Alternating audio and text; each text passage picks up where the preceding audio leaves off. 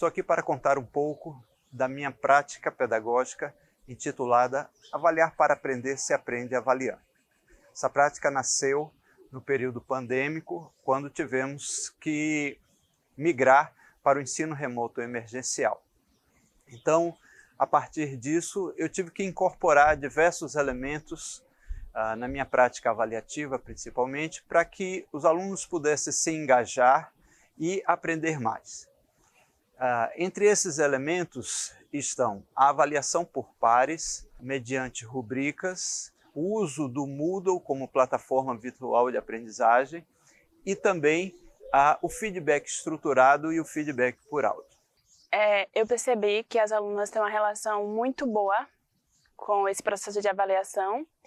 E a maioria dos relatos traz muito sobre a questão delas, ao momento que elas avaliar, elas também aprendem, porque elas revisam o trabalho delas e vê o que elas erraram, o que elas acertaram, e através disso elas buscam também melhorar o trabalho delas. Então é um processo que traz também autorregulação para as alunas que estão avaliando.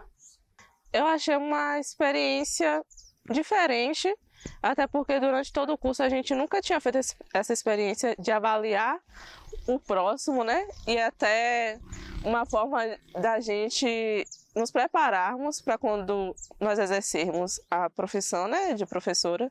No início foi um pouco difícil para que os alunos se adaptassem a essa ideia de ter que avaliar os colegas, mas depois os estudantes perceberam que essa prática levava a uma reflexão metacognitiva e viram que era importante no processo de aprendizagem.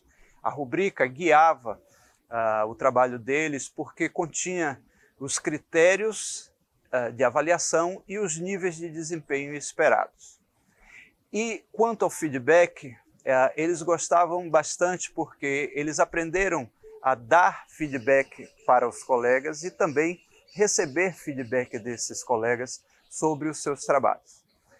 E por último, eu tive que incorporar, por uma dificuldade de leitura em tela, o feedback por áudio. E foi uma surpresa porque os estudantes diziam que se sentiam mais confortados em ouvir a voz do professor do que ler um feedback, principalmente um feedback crítico ou corretivo.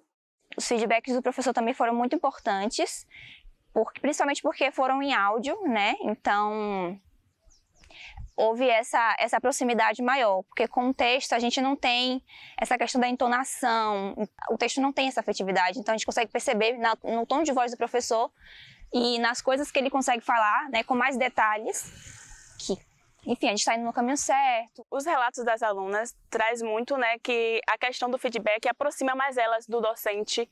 Elas falam que tira um pouco aquela relação fria de ser só um feedback só escrito que você está lendo. E quando elas escutam, elas dizem se aproximar mais, né, do professor. E isso até melhora, né, a questão de ansiedade, de autoestima, de tudo.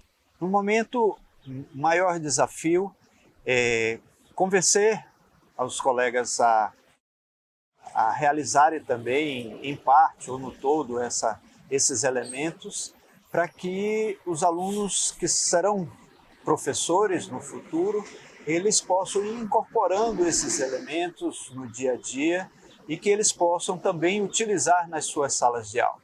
Eu acho que se eu realizar sozinho essa prática, talvez não tenha esse poder de transformação que eu espero e que pode ser útil para a aprendizagem dos estudantes da educação básica.